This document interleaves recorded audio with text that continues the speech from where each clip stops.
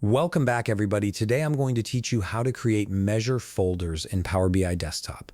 This is a great way to organize your measures and keep your data model clean and easy to navigate, especially when you're working with multiple metrics. First, open your Power BI Desktop application. Once it's loaded, direct your attention to the left side of the screen where you'll see several view options.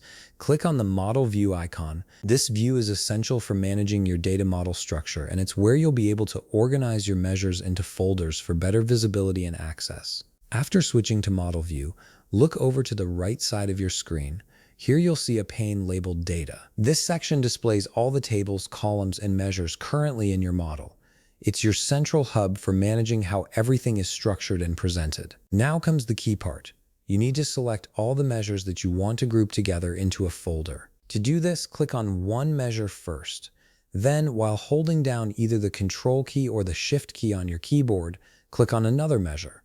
The Control key allows you to select multiple individual measures, while the Shift key lets you select a range of measures in one go. Keep selecting until you have all the measures you want to organize highlighted. With your measures selected, turn your attention back to the right side of the screen. You'll notice a section called Properties. This is where you can modify various attributes of the selected measures, including where they appear in your field list. Within the Properties pane, find the option labeled Display Folder.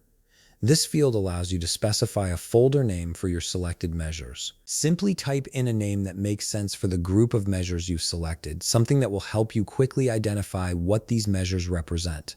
After typing in your folder name, hit the Enter key on your keyboard to confirm the change. And that's it. Your measures are now organized into a custom folder, making your Power BI model much easier to navigate and manage. This simple organizational step can save you significant time when building reports and working with complex data models. If you found this video helpful, please leave a like, subscribe, and see you in the next video.